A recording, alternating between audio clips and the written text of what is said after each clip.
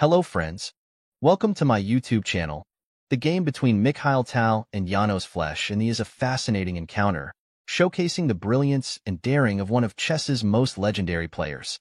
Mikhail Tal, known for his aggressive and imaginative style, was a former world chess champion and celebrated for his ability to create complex, unpredictable positions. E4 white opens with the king's pawn, aiming for central control. C6 black opts for the Caro-Kann defense, preparing to challenge white's central pawn while maintaining a solid pawn structure. D4 white continues to control the center. D5 black immediately challenges white's central pawn, aiming to exchange pawns and open lines. Knight to C3 white develops the knight to support the D4 pawn. D takes E4 black captures the pawn on E4, accepting the gambit. Knight takes E4 white recaptures the pawn, centralizing the knight. Knight to D7 black develops the knight to prepare for further development and to potentially recapture on E4. Knight to F3 white develops another knight, aiming to control key central squares. Knight G to F6 black develops the knight to support the D5 pawn and prepare for kingside castling. Knight to G3 white's knight moves to a more aggressive square, eyeing potential outposts. E6 black solidifies the center and opens lines for the bishop. Bishop to D3 white develops the bishop to an active square, supporting the center and preparing for future development. C5 black challenges white's central pawn and aims to open the position. C3 white supports the D4 pawn and prepares to recapture if needed. C takes D4 black exchanges pawns to open the C file and gain some central space. Knight takes D4 white recaptures with the knight, maintaining central control. Bishop C5 black places the bishop on an active diagonal, targeting the F2 pawn. White castles to ensure king safety and connect the rooks. Bishop takes D4 black exchanges on D4, aiming to simplify the position and relieve pressure. C takes D4 white recaptures with the pawn, maintaining central presence. Black castles, bringing the king to safety and connecting the rooks. Bishop to G5 white pins the knight on F6, creating tactical opportunities and pressuring black's position.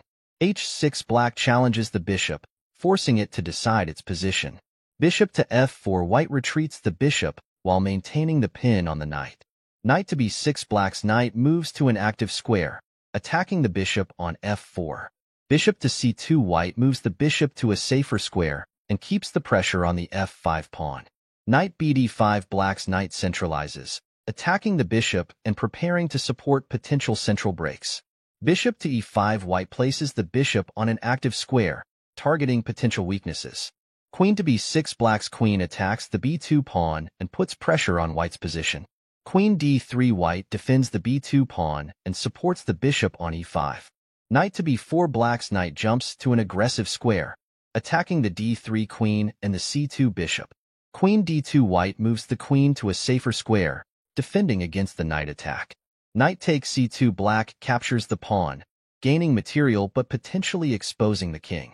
Bishop takes F6 white exchanges the bishop for black's knight, weakening black's pawn structure. Knight takes A1 black captures the rook, gaining material but leaving the king exposed. Knight H5 white's knight jumps to a strong attacking square, aiming at G7 and creating threats. E5 black challenges white's central pawn and opens lines. D takes E5 white captures the pawn, opening lines and increasing tactical chances. G5 black tries to drive the knight away and prevent white from exploiting weaknesses. E6 white advances the pawn, creating a passed pawn and opening lines. Queen takes E6 black captures the pawn but leaves the king exposed. H3 white creates luff for the king and prepares for future attacks. Queen F5 black's queen moves to a more defensive position, protecting key squares.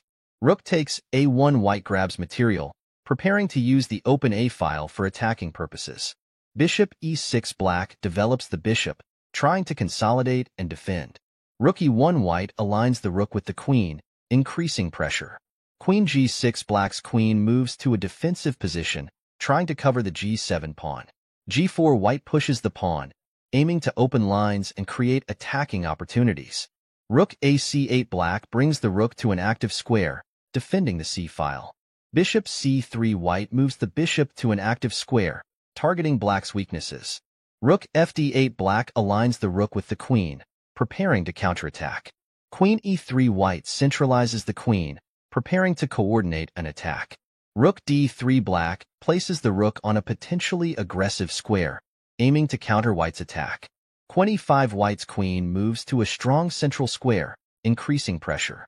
Rook c takes c3 black captures the pawn on c3, gaining material but facing significant threats. B takes c3 white recaptures with the pawn, opening the b file and targeting black's weaknesses. King h7 black's king moves to a safer square but remains vulnerable. Knight to f6 white sacrifices the knight for a powerful check, forcing the black king into a more vulnerable position. King g7 black's king moves, but the position is increasingly difficult. Knight d5 white's knight jumps to an active square, attacking the king and increasing pressure. King h7 black's king retreats, trying to avoid immediate threats.